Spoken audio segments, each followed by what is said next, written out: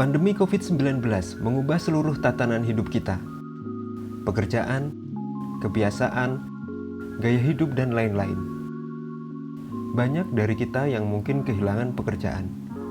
Banyak dari kita yang kembali harus berjuang memulai start dari awal. Banyak pula dari kita yang diselimuti duka, bahkan mungkin sampai dengan detik ini.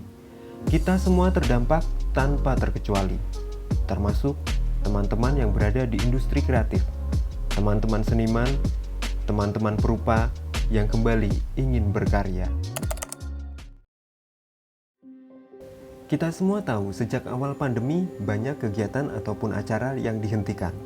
Ya apapun itu, mulai dari acara kondangan, dangdutan, konseran, pameran, pertunjukan, pekerjaan dihentikan.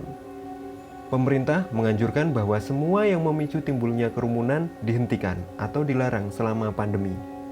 Tentu itu demi kebaikan kita semua untuk menekan adanya lonjakan kasus COVID-19.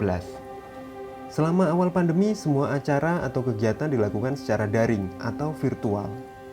Bagi kita, suasana itu sangat mencekam. Atau bahkan juga membingungkan ya teman-teman. Karena kita semua tidak tahu ke depan akan seperti apa. Apakah angkanya turun, mereda, atau malah naik? Waktu itu sempat turun ya teman-teman, tapi sekarang nih khususnya di Jogja mulai naik lagi nih. Dan sepertinya sudah ada himbauan dari pemerintah kalau tidak salah. Tapi apapun itu tentunya kita berharap pandemi segera hilang. Dan sehat selalu ya teman-teman yang lagi sakit juga, semoga lekas sembuh, lekas membaik. Dan jangan lupa selalu taati prokes. Nah teman-teman, untuk refresh kembali pikiran kita, yuk mari kita simak salah satu pameran di Yogyakarta. Pameran yang diselenggarakan di Taman Budaya Yogyakarta dan diisi oleh seniman-seniman muda dengan tajuk Epifora.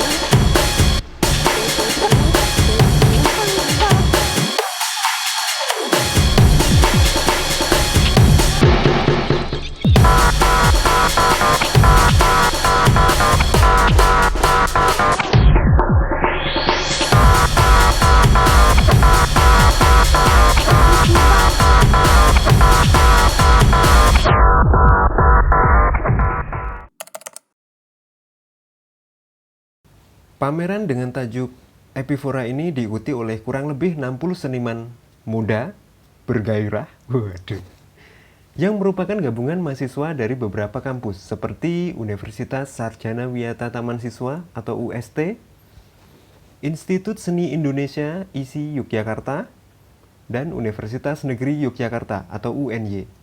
Dalam pameran ini, sepertinya seluruh seniman dibebaskan untuk mengekspresikan ide atau gagasannya. Tidak ada batasan ukuran, media, bahan, ataupun corak dan bentuk yang digunakan. Oleh karena itu, kita bisa menjumpai ukuran karya yang bervariasi. Kita juga bisa menjumpai beberapa media yang digunakan oleh seniman, mulai dari akrilik pada kanvas, drawing, cat minyak, juga karya dengan mix media atau media campuran. Ada juga karya instalasi yang ditampilkan pada pameran kali ini. Tapi semua merujuk pada satu tema besar, yaitu Epifora. Lalu, apa itu Epifora? Jika dilihat dari definisinya, Epifora adalah majas repetisi yang berupa perulangan kata pada akhir baris atau kalimat berurutan. Majas Epifora merupakan bagian dari majas paralelisme. Oke. Sampai di sini paham? Gak. Sama. Majas pleset kan?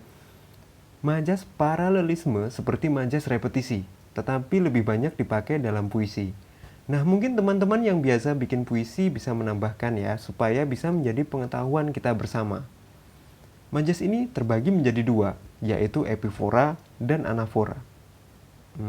Oke, kita hentikan di sini saja, karena saya tidak paham juga. Malah keblasok nanti. Dari sini aja mungkin sudah keblasok ya. Sekali lagi, kalau teman-teman ada yang lebih paham dengan istilah majas ini, silahkan ditambahkan di kolom komentar. Tetapi pada intinya, istilah ini sepertinya biasa digunakan dalam bahasa dan sastra. Lalu bagaimana dengan pameran ini? Apa sih maksudnya? Mari kita simak bingkai kuratorialnya. Rizal Eka Ar-Rahman selaku penulis pada pameran kali ini menyebutkan bahwa Epifora bermaksud menjadi sebuah ruang pameran untuk mengajak para seniman melihat ulang dan merefleksikan peristiwa atau kejadian yang pernah dialaminya, berupa permasalahan diri, kebahagiaan, ritual kepercayaan, maupun isu sosial yang lainnya, dengan menggunakan konsep bahasa sebagai ekspresi yang dilakukan secara berulang-ulang di akhir peristiwa yang pernah dialami, dan kemudian diterapkan dalam karya seperti halnya Epifora dalam karya sastra sebagai bentuk penegasan atas makna yang terkandung di dalamnya. Dengan latar belakang lingkungan sosial, pengalaman, dan peristiwa empirik yang berbeda yang pernah dilalui setiap individu, dapat dipastikan bahasa dalam karya-karya rupa tiap seniman akan mengandung keberagaman makna. Karena makna dalam setiap kepala belum tentu sama. Jadi intinya pada pameran ini seniman mengekspresikan ide dan gagasannya dengan bahasa mereka masing-masing. Seperti yang di awal tadi kita sebutkan bahwa seniman diberikan kebebasan untuk berkarya. Tidak ada batasan ukuran, tidak ada batasan media. Nah, kita sebagai penonton juga diajak untuk merefleksikan kembali peristiwa-peristiwa yang telah dilalui. Peristiwa yang menyenangkan ataupun peristiwa yang menyedihkan. Pameran ini seperti mengajak kita secara sadar melihat kembali apapun yang kita alami dan kita lewati. Sudahkah berterima kasih misalnya? Bersyukur?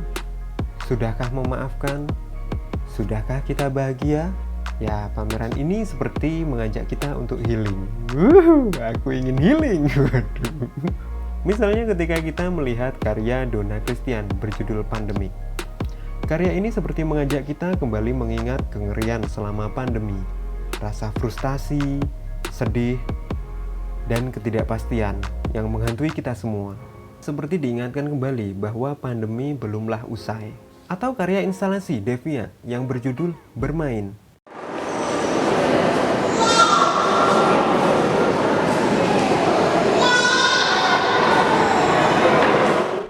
Karya yang dipenuhi dengan balon warna-warni dengan satu kursi di tengahnya.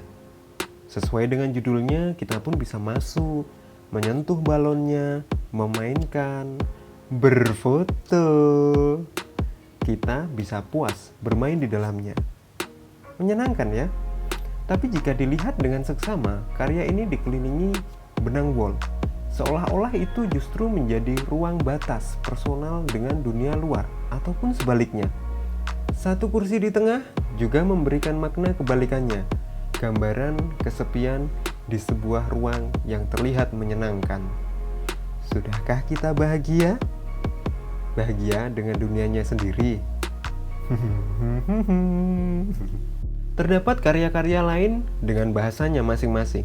Semua dikemas dalam satu semangat yang sama. Semangat untuk kembali berkarya apapun kondisinya, apapun yang telah kita lalui.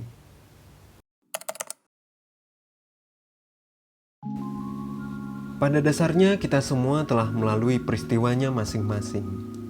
Bahkan sampai dengan detik ini, ada yang sangat berat untuk dilalui, ada juga yang terasa ringan, tergantung bagaimana sudut pandang dan peristiwa apa yang kita alami. Mungkin yang paling berat adalah proses melaluinya, proses memaafkan, merelakan, dan melupakannya.